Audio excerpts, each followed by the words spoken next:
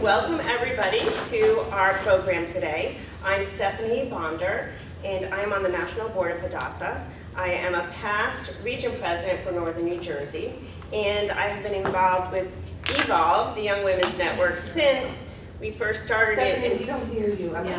It's like either. Okay, and in 2019, I was chair of Evolve, the Young Women's Network, which is how Tracy and Alana got to Israel this year. They're part of the Evolve Immersive Engagement Experience. And so that's how we met each other in January when they did what they called speed dating, and they met people who were involved in all aspects of Hadassah. And currently I'm the chair of the Speakers Bureau, so I speak all over the country and I help get people to speak all over the country about Hadassah and what we're doing. And so just so you know a tiny bit about Hadassah before we start the program, Hadassah is the Women's Zionist Organization of America. It was founded in 1912 by Henrietta Zold and a group of about 28 women who were in a study group who wanted to do something to bring modern medical care to the people of Jerusalem, which was Palestine then. And so that was a time, if you think of 1912, that was before women in America had the right to vote, and it was before women in America had the right to even sign a check because they needed their husbands or their fathers to do all their financial work. So with that background, in the first year of Hadassah's existence, Hadassah raised enough money to send not one, but 2 nurses to Palestine to set up the Hadassah's Medical Center in Jerusalem. And from there, fast forward 113 years later, we have 2 incredible hospitals in Jerusalem. We support 2 amazing youth aliyah villages, which are geared toward children at risk in Israel. We have brought all different kinds of therapies to Israel, and we built an unbelievable rehabilitation center that is in Jerusalem, and it's the only rehabilitation center in the entire Jerusalem area. So unlike here, where if you live in West Orange, you could go to JAG, or you can go to like Holstein, or you can go to any other like physical therapy place you want. There's tons of them. Or if you need inpatient, you have Care One, you have different assisted living facilities. In Israel, it's not like that. So in Israel, the only place you can get rehab is at this center. Now, soldiers have different rehabilitation centers, so I'll give that out. But for your regular person, there's only one, and that's what Hadassah has built. So I don't want to take any more of your time up. I just want to tell you that Hadassah has stood for women, has stood for Israel, and has stood for children for 113 years. And if that's important to you, then that's what Hadassah is all about. So I will hand it over to Tracy, who went on our trip, Tracy Hans, and Alana, who also went on the trip, and she came in all the way from Chicago to help with this program.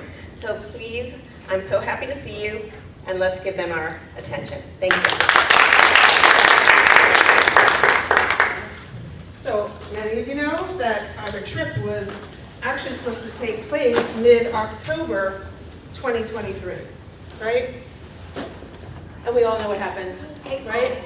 Not only was the trip fast forwarded a year and a half, but it was drastically changed, as it had to be, right? So this is when we went on our trip.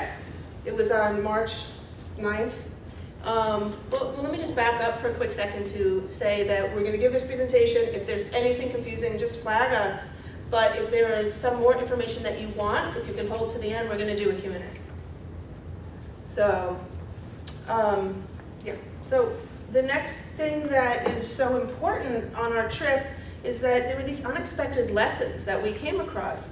Like, we were surprised. Both of us have been to Israel before, pre-October 7th. And there was such a show of, I'm not going to separate diversity and cohesiveness, because what we learned, one of the lessons was that there was such cohesiveness within diversity. We know that I don't know how many people know, but in Israel, There are Arab Israelis, there's Muslim, there's the Druze, thank you. So there's such an eclectic group, and what was astounding to us was how they all ran on October 7th to help. So we saw a shift from security, and I have to say, of course, relative security, because at all times they're always on guard if you live in Israel. So there was relative security to vulnerability, the state of vulnerability that we saw. What was unreal kind of was that the unearthing of a new kind of resilience that we saw. So, of course, I love this picture because, oh, I can't use, my pointer does not work on a screen, on a TV screen.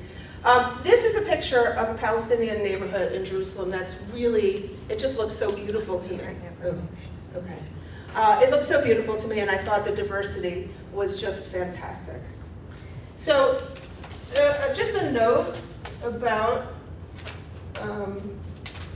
resilience. You know, the thing about resilience is that it's not just the absence of fear. I can't use this, it's very hard for me. So resilience is not just the absence of fear, it's actually what emerges through fear, right? It's how we renegotiate fear that makes resilience so amazing. So what I'm going to ask you to do, if you will, with me, is raise one of your hands as high as you can. What was the question? No question, just raise your hand, one of your hands, but as high as you can. Oh, And hold it there for a moment, okay? Now what I'm going to ask you to do is raise your hand about an inch higher. Okay, now you can raise it. Did everybody feel that movement, that extra inch? We don't know what we're capable of. When I tell you raise your hand as high as you can and you get that extra inch, it's kind of like, wow, I didn't even know it. The stories that we're going to present tonight that we heard are all about that extra inch. What is it that persevered in their stories? It's all about the resiliency, and it was quite amazing to learn about. Okay, so the first thing that happens is you get off of the airplane, go through the gates, and what do you see? You see pictures all over, right? You see pictures of bring them home, pictures of the people that are missing, or the people that have died. Then we see kidnapped or taken hostage stickers everywhere. So it's kind of, you walk, you kind of enter Israel and you see now how it's drastically changed. Jump in if you need to.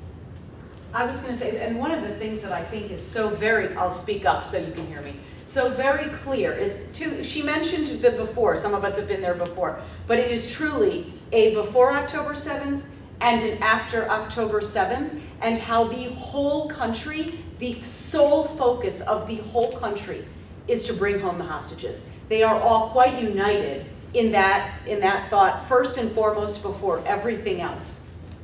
And this all sort of depicts what all the things around Israel, whether it's the graffiti, the stickers, the pictures everywhere, the bring them home everywhere. I mean, on the highways, you see yellow ribbons.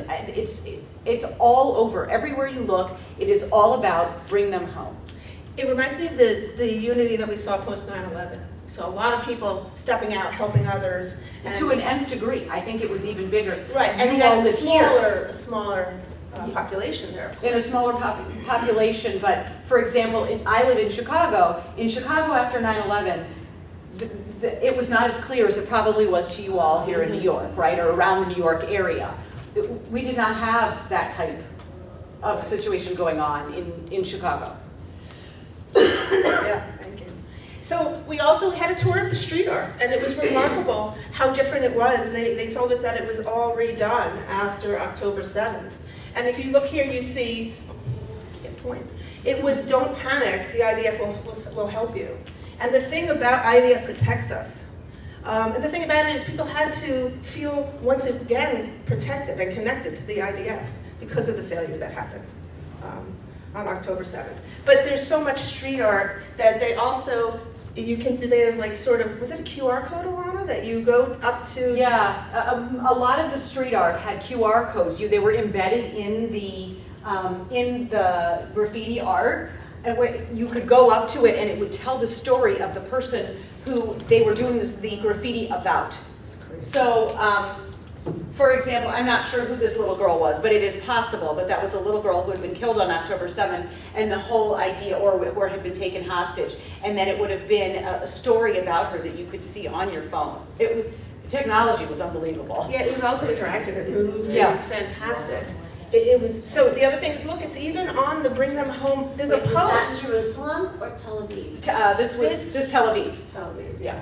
So what we're actually doing is bringing you through our trip moment by moment. We're not jumping around, so you're gonna see some maps as we go around just to show you where we are. The reason why we can do that is because Israel's so small. Like, it's the size of New Jersey. So we were able to kind of go around. It's not like we went on a trek down Gaza and did everything. We kind of, Yeah, like this is everywhere. I mean, something like that is everywhere. On the highways, I mean, just on the side of the highway. Yellow cars on the side of the highway yeah. that they painted yellow, spray painted yellow. It's everywhere you look. And now we're gonna look at, you know, when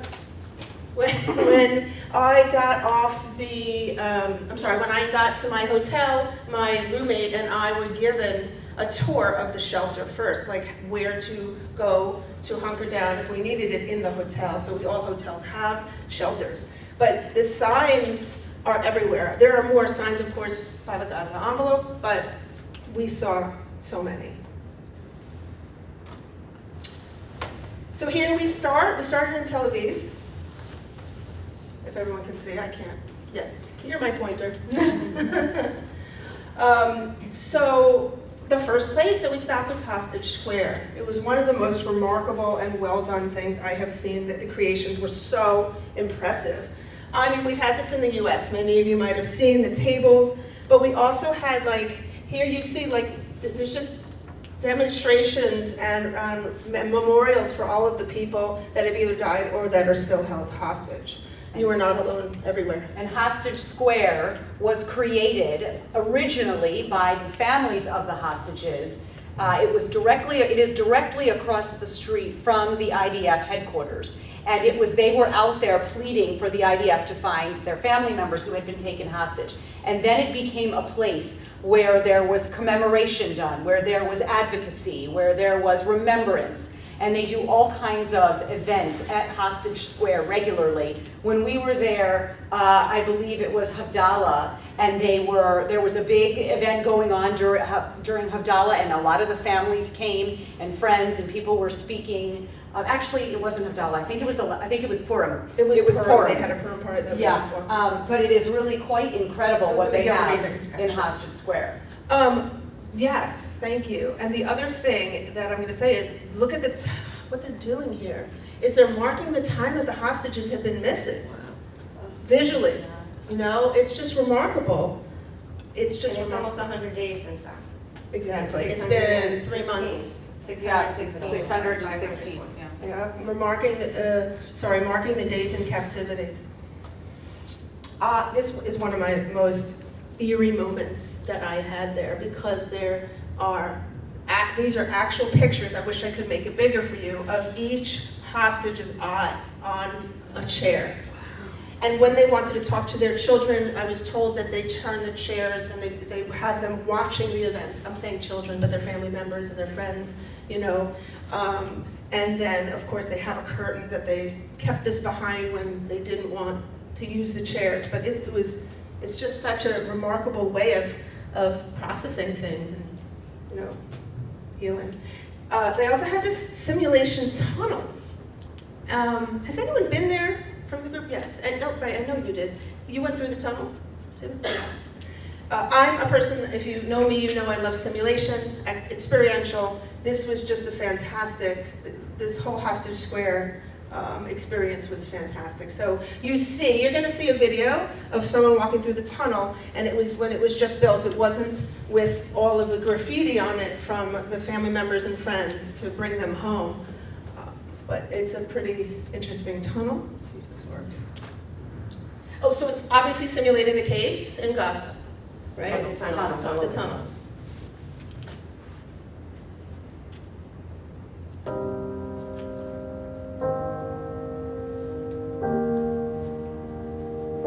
And that's like the width and the height Yeah. Also the uneven ground they tried to do, you know. And when you go through it there, you can hear, they actually put in there, you can hear the blasts overhead and the rockets that are going overhead. So that while the hostages are in the tunnel, they're hearing the Israelis shoot missiles and rockets and things and gunfire and all kinds of stuff. Yeah, I heard that when we were walking through it. It was the noises were, this is of course overlaid by music. But Like they made the noises, or you just heard? No, it? They simulated what it was sounding like. They had speakers. Yeah. yeah, it's set up with speakers so that it really helps you to feel what it's like. Talk about eerie. It was very eerie. This, you're going to see pretty much our entire experience in Israel was pretty eerie. Oops. So for me, Hostage Square meant like a window in, and we were talking about this. You know, it really shows the creativity and compassion and the collective action that the Israelis have, and the fact that they're standing together in the face of trauma. So, And the plan is for Hostage Square to stay there until the last hostage comes home. And then I believe they will take it apart at that time. And they, obviously there will still be something there, I'm sure, some kind of commemorative something, but. there's a piano, and it's inviting people to, you know, just be themselves, express themselves. And there's frequently people playing the piano there. You know, I just love the messages there. We will not turn away. We will not leave them behind. We will try to imagine their reality, and we will act. That was Hostage Square, and now you're traveling with us to our first excursion, which is, yeah, thank you, Vanna. That is the northernmost tip of Israel, called Metula. We were the first group, the first tourist group, to travel there since they were hit with missiles in 2024 from above. So Hezbollah had pretty much emaciated a good portion of it. We took jeep tours and went all around. And people were just starting to come back in and rebuild their homes. And then a few days after we got home, it was bombed again, sadly. But they were just starting to, you know, can you imagine what it's like to be living in this scenario where you don't know what's going to happen from day to day? This was just the actual border wall between Lebanon and Israel. So, and it says the same thing. There were drone attacks, missile strikes. We saw the houses. We saw the pieces of the missiles that were still lying there. So, we spoke with the people that are guarding the corner. So, we next drove about a mile south to the bomb shelters. We're still in the northernmost tip of Israel, and we did some cleaning. We had spent 2 days doing some work and this service, and this was one of them. So we cleaned some of those bomb shelters. You can see how big some of them are, because I'm going to point out later, Alana and I are going to talk about the Meganite, which are the smaller shelters that hold like 15 people, but these are the bigger ones. So we then went to, wait, do I have the map for that? Yeah. So anyway, not far away from there, we were welcomed to a Druze home. So how many people here are familiar with the Druze? Okay, a few. Okay. So they have their own religious and ethnic community. There are 3 main villages throughout Israel that are Druze villages, and they're pretty large. This is a soldier and his mother who invited us to his home. He was so happy to have Hadassah in his home because Hadassah saved his life. So it was just eerie to be there and have him tell his story of how he ran to help. He was not in the IG, or he was not on active It was on guard. reserves. Thank you. Yep. And Hadassah helps everyone. We know this. The doctors are so diverse in Hadassah, everyone. The diversity was striking, and how even, so when we had all of this happen, it's like it was more pronounced. When we look at the patriotism, I was surprised. Now we're going to do our journey to around, well, the first thing we did down there, this is a farm that we went to, and I think you're on.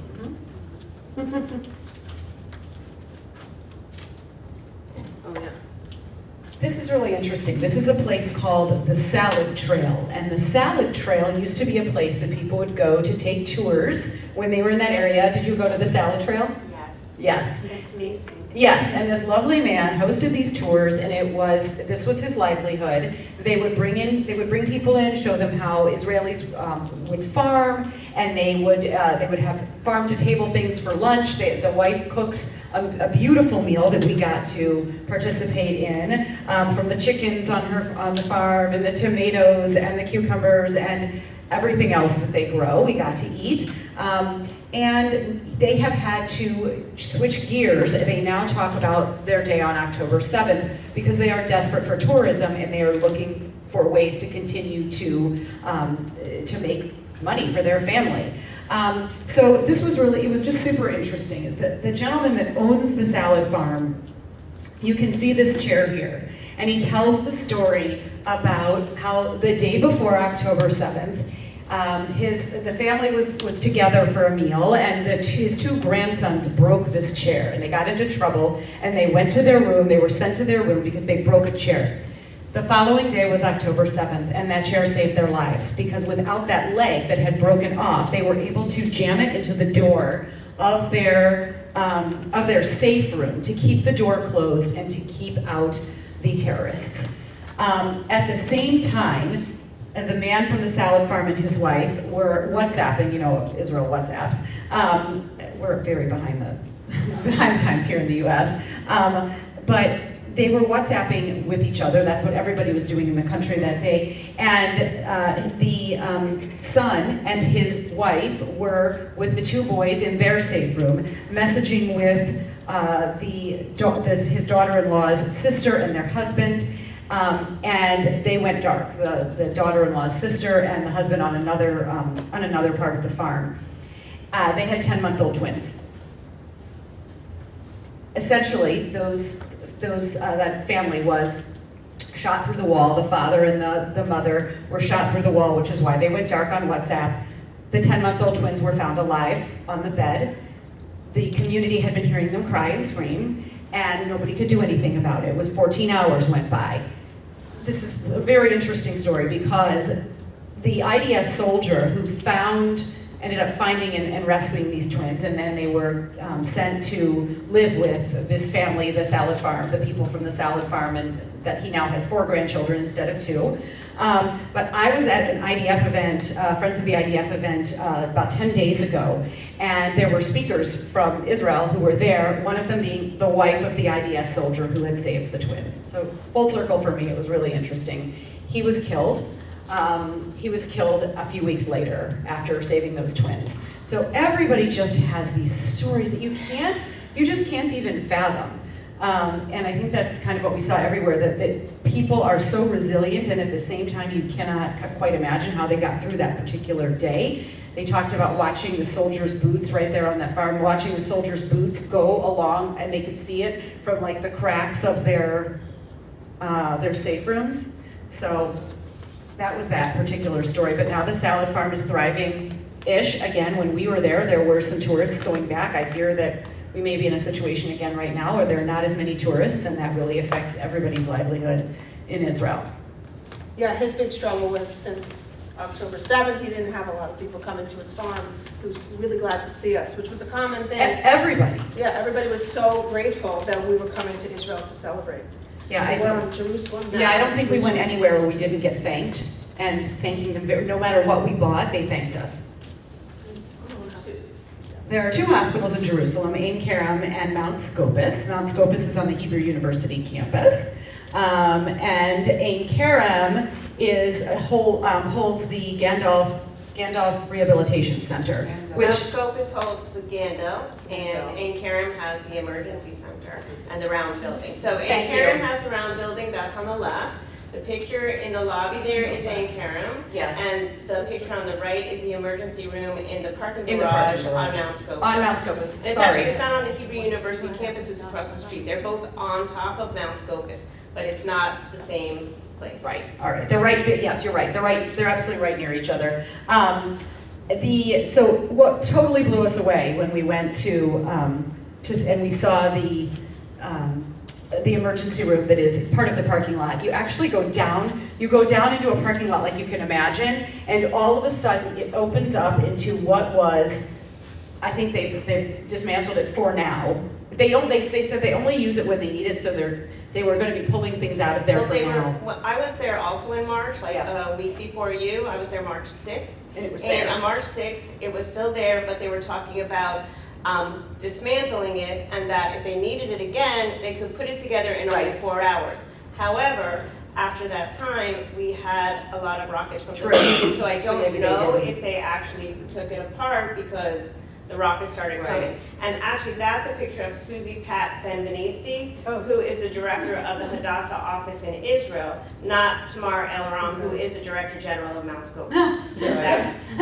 Thank you. Oops, we But what's had so many remarkable people. is just for us to think about how they need a bomb shelter / hospital Yeah. all meshed together. And they had actually built this prior to October 7th, but of course then the need was so much.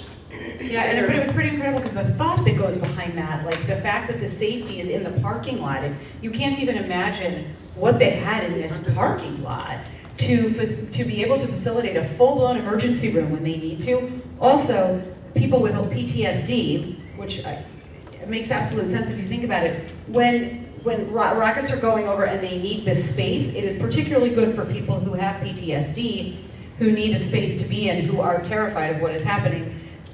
They explain that you really can't hear anything from where they are.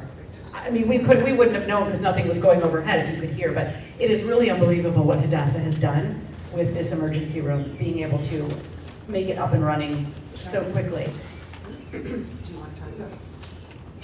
Okay, so we met the loveliest soldier. He was a gunner in his tank, and when he was in Gaza, his tank was firebombed. And he was so willing to talk to us, so open about what had happened. I don't know if you can tell from this picture how disfigured he actually is, but he was burned all over his body. And he talks about how Hadassah, the care that he got at Hadassah, was beyond anything he ever even imagined it could be, and how he was able to build himself up again because of what was available at Hadassah hospitals.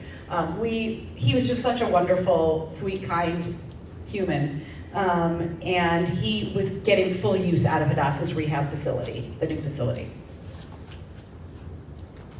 We spoke to 3 different doctors, and one of the things that we mentioned at the beginning, what we found so very interesting was that everybody on October 7th, they ran, like Tracy said. They ran to help, they ran to find their units, they ran to see what they could do, they WhatsApped their groups, they just left and tried to go find where they could be helpful. This young woman, who is a dentist and forensic scientist, she was able to be helpful because she identified bodies. That's what she's been doing since October 7th, if you can imagine. And they went to such a degree to make sure that they had the right identification. They didn't want to make a misstep, because can you imagine being a family member and thinking that someone, your family member was found and then lo and behold, that's not you? She talks about one story where they did have to bring someone out and retest everything because they realized that they were not accurate. Let me just jump in for a sec. Yeah. She was telling us how she's the one that discovered Anwar, is that his name? She had to identify. Sinwar, thank you. Sinwar, By yeah. his dental records. By his dental He records. was a terrorist that was living in Israel and He was the facilitator of October 7th. October. He was the head terrorist. Yes. Yeah. And he was in our hospital, so that's why we had, and needed some dental work, and that's what, No. that's what she told us. No, they had his dental records because when he was in jail, Right. he got a brain tumor and they had to do a surgery on him, so they had his dental records from when he was in jail. He was released with the Gilad Shalit release when they let 1,000 prisoners go. And so we saved his life, and then he did October 7th. Yeah. They have quite the stories, these folks. Yeah, this woman in the middle, Sasha I'm gonna butcher her name, but Satanovsky, is an orthopedic surgeon. She immediately headed south when she heard what was going on and tried to catch up with her unit, because each unit, we learned, has a doctor that goes with that unit wherever they go. She could not find her unit. and she was supposed to be in Gaza, but they didn't have any equipment because they were all on reserves, and they turn in their equipment when they're on reserves. So they couldn't get to any of their stuff. So they were waiting somewhere. And she was explaining that she was basically like a sitting duck until she was able to get herself connected with her unit and get to the equipment that they needed in order to protect themselves.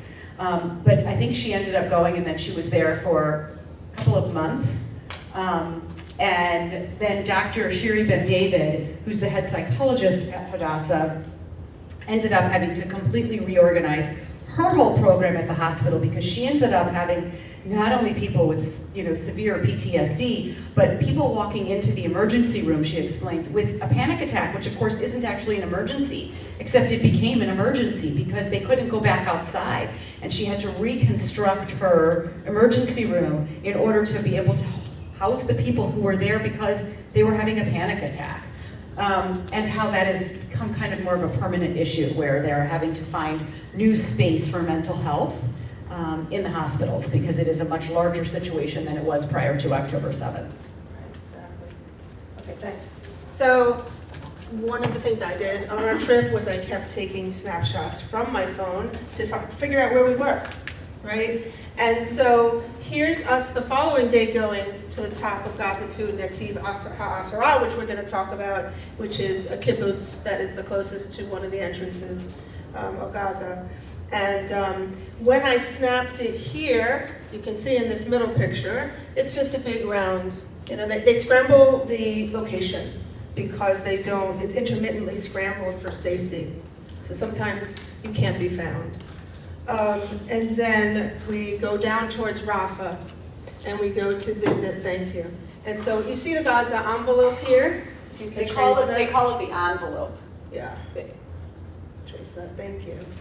And then this is now called the Death Road, this all the way to the right, because it was, I'm gonna get to the Nova Film Festival and talk a little bit more about it, but that is the route to the film festival. And that is the route where there were many cars abandoned that were burned, and there was a lot of Hamas. They planned all of these like accidents on that road. So the road was bloodied, and the road was pretty terrible. At the time, you had all the parents trying to go find their children, people trying to go find people from the Nova Film Festival after October 7th, or on the day of October 7th. So this is what I just mentioned, the Netiv HaAsara, which is a moshav, a village near Gaza. They have 900 people October 7th. And I think, a lot of you remember, I think that they said that, she said to us that maybe not even a third had been returned. I can't remember. Correct. By the way, all of the internal refugees were relocated into the main cities, into hotels, Tel Aviv and Jerusalem. We saw that. All of our hotels were hosting refugees. They were still there at the hotels. Some of them had returned, but the hotels still had many refugees that they housed for, a year and a half. And one thing that she also shared with us was that they gave so many different supports to these children. They got camps, they got all sorts of services for free when they were displaced. So again, it's a quarter of a mile from the Gaza border. And this is Liat, who you're seeing in front of you, one of the residents that told us about her story, how she couldn't find her son. He had a sleepover. And it was like a big struggle for her to locate him, and the panic that she had trying to find one of her. And he was okay. Yes, he was okay. She showed us some missiles and talked about the life. So, besides the October 7th, she was kind of telling us, she's like, when the kids get old enough to be able to cross the street, you teach them, look left, look right, but you also teach them to look up because the missiles from above. And so it was such a jarring experience where she was telling us now the safety places were no longer safe. You're going to see it on another slide where those little, what they call megunit, those safety shelters, was where Hamas had parachuted over and thrown all of the grenades and stuff into their safe spaces. So think about this. That's their safe spaces that they've known their whole lives, these children, and it's many adults, and they were compromised. One of the things I wanted to mention as well is, we talk about the moshavs and the kibbutzim. Many of these people in 2005 were settlers in inside Gaza. And in 2005, they were relocated because we have a disengagement where we took our own people out. Right, the disengagement from Gaza, where we relocated the Israeli settlers who had been inside of Gaza, and they relocated around the Gaza envelope to the Moshav and the kibbutzim. Not all of them, but many of them. They happen to be very peace-loving people. You think that they are a little bit like hippies, where they're very peace-loving. They tried to broker peace. Many of them were, constantly taking children from inside the Gaza borders to the hospital to get what they needed for medical care. She talks about one of them who was an artist in her community who had just had an art show the week before with an artist from Gaza, and they did a peace art show. And that particular woman was called by her cohort from Gaza to say, "Where are you today?" on October 7th. And the artist said, "What do you mean, where am I?" And she said, the other woman on the other end of the line said, "I want to know where you are." And something went off, red flag went off, and she hung up her phone and she went to hide. That woman was turning her in. Maybe she was being made to turn her in. Maybe there was a terrorist standing over her and saying, "I want you to call her." However, these are the kinds of stories we hear, is that these were all peace-loving people who lived in these communities, and they were the ones that were absolutely annihilated. And she also shared that one of her neighbors helped save her and her other child, and he ended up dying. 17 people that they lost from her community. It's really sad. Oh, so this is the meganite that we went into. This is what it looks like from the outside. And then the inside now has a memorial for the person who died in the meganite, which is just unheard of. They actually make some of them look a little bit more inviting now, like friendlier looking on the outside. Right. So this here on the right-hand side is pictures as we were driving in our bus, where you could see them by bus stops. Oh, I was pointing to the far right. This one? Yep. Yeah. This is the one like Hirsch Goldberg was in. This type of meganite was one that Hirsch Goldberg was in. You can see how small it was, and he and his friends spent their time trying to throw out the grenades that were being thrown inside these small meganite. So meganite means bomb shelter? Yes. Yes. Yes, it's the small ones that are all cement. In a home, it's called a mamad, because it's like a steel embraced room, and then when it's a separate building underneath, it's called a miklat. So like in the hotels, they call it a miklat. So there's a bunch of different names just because of where they're located. Thank you. So this is us standing closest to the border wall from that, from the Moshav, from the Nativa HaAsara. This is how close they are. Yeah, and when you turn around, we see this. So You can see, right? I don't know if you can see here the mosaics, but they made it a beautiful mosaic. So they built their own security wall inside the one that the Israeli government had already constructed. And they did that to feel extra safe. They transformed this into after building it, and what Alana just said, into a magnificent mosaic, and they planted trees there. Symbols of beauty, peace, harmony. I'm going to show you in the next few slides. Testament to hope, love, and to healing. So you see some of them here. It was just remarkable to see how much time and energy was put into it. And you can tell the care, the love, the concern, and the healing that was happening. We went a little bit further south to the Nova. So now we're traveling down on that second map that I was showing you, a little bit now in the middle almost of Gaza envelope. This is the Nova. Here, I'll give you this.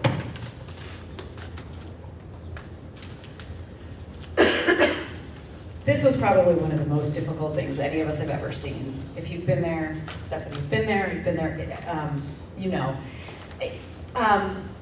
They've really made it a place where you can go and you can pray and you can see who was there and the lives that were lost. There are yahrzeit candles everywhere. There are memorials everywhere. There are, and we'll talk about, we talk about the anemones in a minute, but there are anemones everywhere, ceramic red flowers that are a symbol hope and resilience. Oh, here, yeah, there it is. There's the symbols of hope and resilience, and they are truly kind of embedded into all of the memorials that are around for from October 7th. Let's see. So you can see this sweet little boy walking around, but each person who died that day has their own poster that was made about them from their family, and you can read about them and who they were and what they stood for and what they enjoyed and how they lived life. We couldn't get around to all of them, but I was totally blown away. I don't know how, I mean, these families are incredible. And you see, they bring the, I think these were trainees for the IDF. There was a whole group of them there when we were there, and they clearly knew some of the people who had died there, and they were walking around. Everybody just lights a memorial candle when they come. It's really a place to remember, and they've done a beautiful job. Yeah, and I just want to add, these are the two pictures that I captured myself. First of all, I saw a young child unaided, and on his shirt, you can't tell, but it says the word brave. I was like, wow, what a great shot that is. And just, you know, the fact that he was unaided, it was a safe feel to the Nova Film Festival, but also a very solemn feel to it. You can hear, and you stand there, it's quiet, it's very quiet when you're there. And No it's I forget huge. how long it was, but it's huge. It's huge. But 360 you can hear the music. I mean, I don't even know how to explain it. We all said the same thing. You're walking around, you can see the joy that was happening, the joy that was actually happening that day. Also, just these are people who went to this film festival who were kind of similar to what Alana was talking about. Maybe some of them were from the local moshavs and kibbutzim, but they're peace-loving people who just wanted Smoking a lot of pot. that too. Anyway, this is the stage on the right-hand side, the main stage that's still up there. And then the dance floor picture of all of the, look how many people were there. So apparently Hamas did not know that there was this going on. This is what they're They surmising. came upon it. Yep. I do want to mention something else that I forgot, that we heard when we were at I think it was when we were at the Moshav, about the young girls who were in the tower. They were the ones, and maybe, I wonder if Stephanie might have more to add to this, but I thought this was just absolutely incredible. There were two young women who were in the watchtower it's the Erez, right? The Erez crossing. The Erez crossing, which was the crossing between Gaza and Israel. And these two women were there, and at 6 o'clock in the morning, they radioed into their commander, and they said, something's not right. Something's off. We're feeling like there's movement and where there shouldn't be, and something's not right. And he said to her, the woman who called, 19 years old, I'll be there around 9. Nova happened at 6:30. Had that commander believed her, listened to her, and called it in, they say if they had called in the Air Force, none of this would have happened, because then they would be able to just discriminate, might not be the right word, but they would have been able to figure out who were the terrorists and who lived there, because once the terrorists infiltrated, they dressed like civilians, and you could not tell the difference between who was Israeli citizens and who was the terrorists. So those 19-year-old girls were taken hostage and returned, I believe. Well, from the Erez crossing, I don't know. The girls who were, they're called Tatzvanit, and they are the ones who are the eyes. And the heads of the Mossad, the security, they didn't believe them. They thought they were just getting nervous for no reason. They kept saying, oh, Hamas, they'll never do it. They're just a bunch of thugs. They'll never do it. So it shows that there is a lot of chauvinism in the IDF, especially at that time, and they didn't have weapons. So they didn't give the women weapons. The girls There was did only not have weapons. one gun on the whole base where the Nahal Oz women were taken, and so the women were either murdered or taken hostage, and 4 of the girls did come back. That's the Agam Berger, Naama Levy, there's one, I can't remember all their names, Daniela Gilboa, and then there's one more whose mother works at Hadassah. And so that's a very close connection to Hadassah. One other woman was able to escape, and she got out in like October or November of 23. So she was one of the first ones who was rescued, and she has already gone back into the IDF. Leary Allbag is another one of those soldiers, and Leary Allbag has said, who was a camper and a counselor at New Jersey Y camps. So this is Leary Allbag, and she already decided she's going back in because they know what they're fighting against. And it's really a tragedy that we did have some warning, but it was ignored. And so right now they're coming out with all these reports, and there was a whole report how the Army failed Nativ HaSarah and how the Army failed Nahal Oz, and the chair took place on Kfar Aza, which I went to on my trip, and Kfar Aza had the most people who were murdered next to Be'eri, which also had like a huge number of their people murdered. But if the Army had listened to the women, then much of this wouldn't have happened. So, wow. We went a mile south to the burnt car compound. So all of those cars that were on that route 232, and then some other local streets were taken, and now they're kind of created a museum. It is a museum. And when you walk into the front, by the way, there's all of these QR codes where you can, now they're all connected. I don't know how many were connected when we were there, but you can read about the different cars. But if you kind of look at these pictures, they look like mountains, right? And then you look closer, and those are all burnt cars. There were explosives. And the other thing I think I mentioned, but I'm going to say it again, the Hamas parachuted over. This was unheard of. They didn't shoot rockets. They didn't fly drones over and drop things. This time they parachuted over and caused so much chaos by foot. So. And this is a man who stands by his son's car every day. It's the only thing he knows how to do. To make himself feel better, he stands there every day and tells his son's story. And his son rescued many people in his car. I think he was an Uber driver. Oh, well, I get. And he kept going back and forth. And the father stands there every day. Look at the number of cars, though. Look at that. It's 1,500, over 1,500 cars were collected locally. You know, they were abandoned, and so it's just remarkable. Here are the anemone. I love the anemone. As a matter of fact, a friend of mine in Oklahoma City, one of our cohort members, just did a ceramic making class for Hadassah, making anemone. And I just think they're really neat. I think they're beautiful, they're beautifying everything, and they stand for resiliency and hope, and I just think that's wonderful. So, they bloom in harsh conditions, right? Right, So they can bloom in any condition, they say. Yeah. And this says remember here on the Yizkor, like Yizkor. yes. Oops, sorry, we both did. Yeah, there were many people hiding out in this ambulance at the Nova Festival, under it, inside of it, all around it, on top of it, trying to get away from the gunshots, and of course it was blown up by grenades. Okay, so we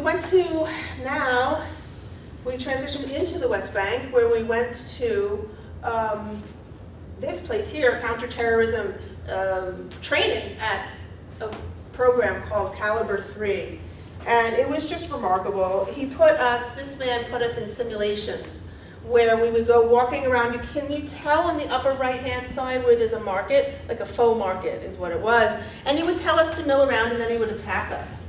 It was just unbelievable. And he gave us some training, fall to the ground, here's how you protect your head, here's what you do. Have you been there? Has anyone? Yes. Yeah. Did they give you they told us how they trained the German Shepherds, and they gave us examples Did of. they show you, like, they put the thing on their arm? Yes. That was crazy, yeah. And for anyone who's concerned, this is not an IDF soldier, which is why his face is not blocked out. Right. And You the other. cannot show faces of IDF soldiers.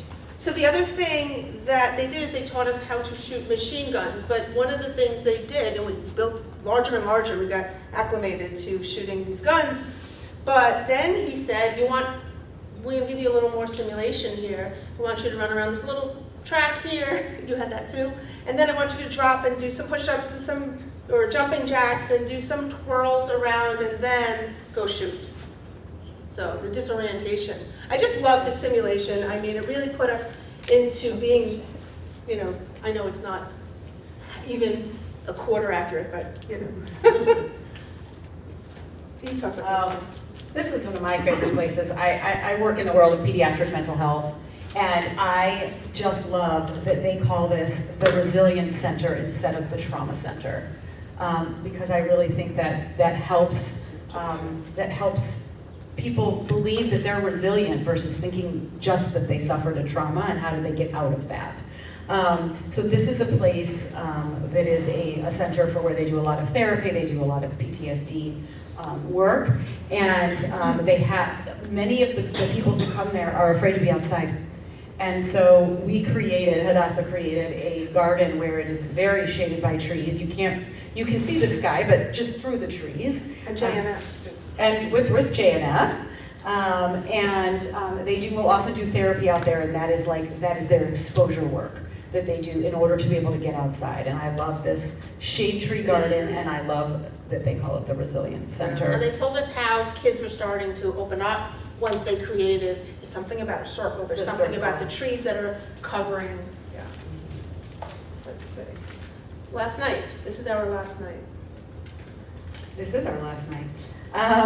This is the Piccolino restaurant, which is right in Jerusalem, and it's off of Ben Yehuda Street. And it is a place that has been around for a very long time. And she said she had a beautiful party on October 6th, and then the restaurant was full, and there was dancing and all kinds of things going on, and she has regulars. And then October 7th, and her daughter called her from her, wherever she was, she's in the IDF, and they, all of a sudden, she went to her job that day, and they had to be back in full force fighting, and there was very little food on the base. They didn't have what they needed. So, I cannot remember her name, do you? She was so lovely, warm. I mean, I gave her a big hug. She was very warm and lovely, but she literally got her whole community. Bibi. Her last name was Bibi. Her last name was Bibi, same as the Jewish. But she pulled together boxes and boxes and boxes to send to all of the soldiers to the bases. You know, there was a huge effort made to help support the soldiers, and she was at the very beginning of that. She also shut down her restaurant and opened it up to all of the soldiers. But because everyone ran, even if you weren't on active duty, even if everyone ran to help them, there was not enough food. But she also talks about, for a long time, she's been supporting lone soldiers, and they always have a free meal at her restaurant, and she has lone soldiers who have met and married from her restaurant. So if you go to Jerusalem, please support Piccolino. She's doing wonderful things. And so this is our experience of Purim, because we were there over Purim. One of the things that was striking to me was adults and children celebrated just as equally. Here you don't see that on, our, I guess, equivalent would sort of be Halloween, but it was remarkable how they were able to still come together and celebrate, So that's resilience. Dancing all over Tel Aviv. It was unbelievable. It was a lot of resilience that we saw. I just took 2 pictures that I liked. Well, so you kind of journeyed with us, and I'm wondering at this point if this was our final day. Any questions, comments? Can we clap for you? It was an awesome presentation. Thank you for our Did you feel safe when you were there? I did. I was nervous before I went, Yeah. but I believe, it was remarkable. People were out on the streets. They were not, it wasn't sparse. I didn't feel unsafe not for 1 minute. Arabic area. Oh, I may or may not have accidentally gone through It was old Ramadan city when we during were there. Ramadan. Oops. It was an accident. They had to change up our schedule, our program, because they didn't realize that people were 60,000 Muslims were in for Ramadan. at the wall the day we were supposed to go. Yeah. The political situation. Yeah. We did And the see. hostages and them, So Netanyahu not really looking like he wants to release the rest of them. we did see some protests, especially on the day that we were leaving because the airstrike was over The day we were, the last day we were there, and you heard the day before. I heard the attack on Gaza the night before we were leaving. I We were didn't at the hear that. hotel, and I couldn't believe it because we were in Jerusalem, and I didn't know what it I was in was. the hospital, that's right. I didn't know what it was, but I realized the next day when I heard that we had attacked Gaza, that we had sent over a ton of rockets, what I had heard the night before. But are you asking what the thoughts were for the Israelis? Yeah, I guess I am. Yeah. And as much as that they want hostages released, to me, it looks like the government is kind of, I mean, I'm Not not, looking to do that. Hadassah is not allowed to get political. What I would say, though, as an overall statement, hopefully this is acceptable, I think it's very similar to the way that what is happening here in this country.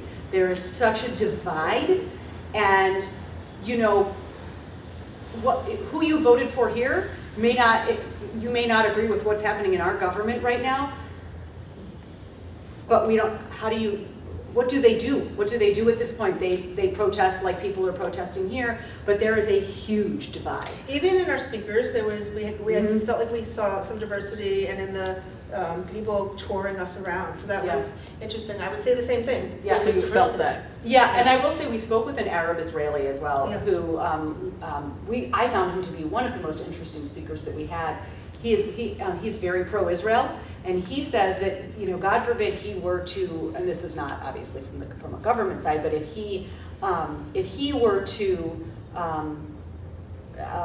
feel for or root for the people of Gaza, and they were to take over Israel, he would not have a home anymore because they would never believe that he was on their side.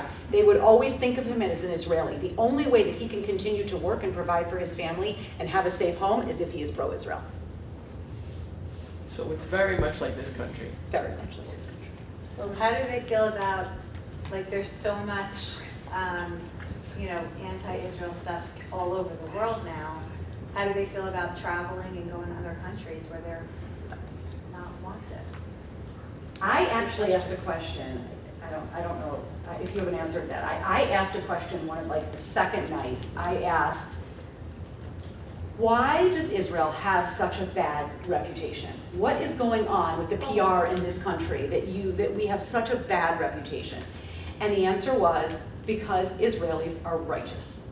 They don't think they should have to put out good PR about themselves. Whereas the pro-Palestinians throw out they said something like 9 million social media posts a day. Israel puts out like 5,000 pro-Israel. Like, it's that big of a discrepancy. And so they said that Israelis just don't care what anyone else thinks about them. Well, And that may not be true, but that was what that right, person well, said. no, well, they have a thicker skin, and so they never think that they just think that they're right, so that they don't necessarily need to correct it. But I just was listening to a podcast by Dan Senior, who is a very big guy who knows like everything, and he said that he spoke to a Palestinian who said that they learned from the Jews, because the Jews built foundations and they built organizations to support themselves. So the Arabs started to build their own foundations, and they started to donate to universities, and they got their professors who are giving their narrative and their propaganda in the universities, and there's so many more of them than us. Remember, we're 15 million Jews in the world, and there are 1 billion Arabs in the world. So just for that, numeric dynamic, if you ask a random person on the streets of America, how many Jews do you think there are in the world? And they would probably say 2 billion, because we make the news more than any other group. But the reality is there's only 15 million Jews, and there's only, right now I think I saw there's 10.3 million people in Israel, and there's like 9.7 million people in New Jersey. So it's really, we're almost the same. So I think that's part of the reason that we have the bad PR, because what it seems that the brainwashing of the students in the universities, now they're adults, and they're, you can't get the common sense reality of the facts to be expressed. And that flotilla, the Greta Thunberg selfie flotilla, They refuse to watch the movie of the terrorists. They refuse, so they refuse to see what really happened because they don't want to change their minds. So that's like You know, I just want to piggyback on that because the man at the Caliber, which is the counterterrorism agency, he told us, he says, listen, what is so obvious to me and so many people is that Israelis are not really strong in communication and advertising, but what we are strong is loving, obviously look, what we just shown you, loving our people,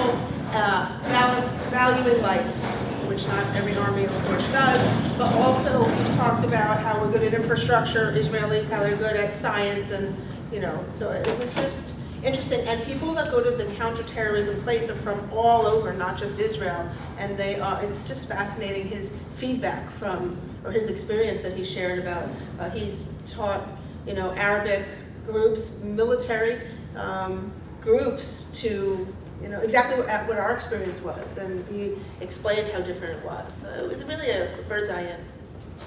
Question? Yeah, obviously you're at the end of your trip. What's been the follow-up since you went in March? We're now in June. What's happening next with the your Evolve group and whatever your commitment to the organization? Yeah, we had a few meetings online again, and we had 2 cohorts that kind of meshed together because everything was upset during, you know, after October 7th. Right. So we had committed to doing projects. This is one of them, you know? Yeah, and we're also all committed. We are also all committed. I mean, it's, you know, it's a very subsidized through Hadassah, obviously. And we're all, everyone in our group is committed to trying to raise the amount of money that was subsidized for each one of us. And awareness, right? And awareness, right. We're all hosting events and staying in communication. We talk to each other. I mean, there isn't any other big follow-up. It's the WhatsApp. It's the WhatsApp. Everyone's I had to get off connecting us that on WhatsApp. So we were kind of in a great position because there was one, every year Hadassah sends people, right? Evolve is now sending people. And so we were combined, right? Because we were late. And so we got to meet double the amount of women from all over the US, and it was special. So we are all on one WhatsApp and communicating constantly. And when we do things to spread awareness and to raise funds, it's on there. So connections made for a lifetime, you know? So thank you very much, because I know that you technically only have this room for Until 10 minutes 7. ago. But I was remiss, I did not introduce Leslie Fellner. She is the region president. And Jill Teckel, she is on the region board. And Sherry Tabak snuck in. She led our momentum groups, and she won the leadership award. She's a very special person.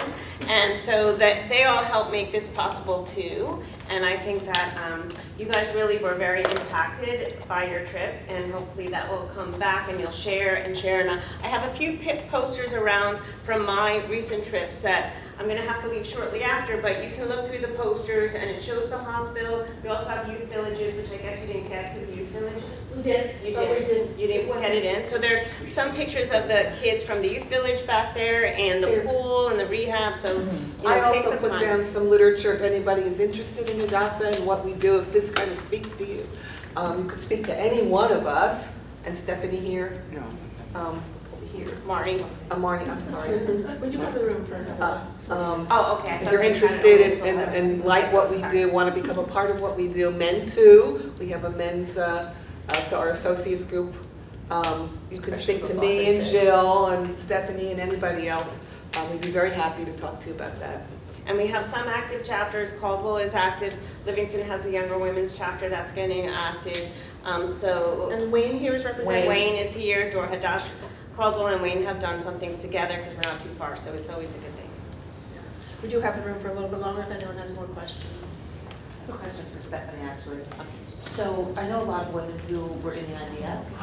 Do you feel, is there a general feeling where these 2 women were ignored, who were the eyes, that's their position or It's job? 100%. Are women in general in the IDF considered lower than the men, or is that no longer? The women have gotten higher in the IDF, but there's still a male chauvinism that keeps them down. Like something as simple as the uniform, they all get uniform that's made for a man, and then they have to wear it, and usually their mothers alter them so that they fit them. That's like something as simple as that. that they have to do, and it's a very, male-dominated society. Although women have more rights in Israel than anywhere else, but that's something that happens. And so I think the experience and the reflection of what happened, things are definitely going to change. And the women, and the mothers of the soldiers are the ones who advocate for them. So even if you have, a male soldier, people don't want to be in those positions on the border now, because if they aren't given weapons, then they have nothing to protect themselves. So that just came back. But they've had a lot of reports come out on where the idea failed. So. I was just asked if I felt like it was safe to go now, and my answer today is yes. But I'm sending my 16-year-old for 5 weeks this summer. What will happen tomorrow? I don't know. I think that's the issue. Well, I would go in a heartbeat, because if you see what's happening in America today, Correct. I'm safer. However, if you we'll see what happens, because I don't think it will be a war. I am asking was specifically calling for the genocide of Jews, because that constitutes harassment. It can be, depending on the context. It may be unnecessary depending on the context. It is a context-dependent decision, Congresswoman. Evil's on the march, evil's on the march. Time to face the task at hand. Evil's on the march, evil's on the march. Need every good woman, every good man.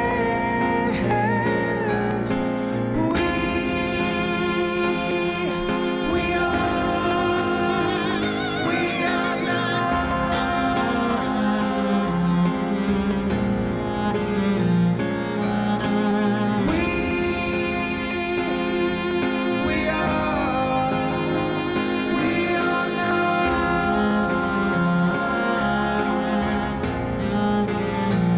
Oh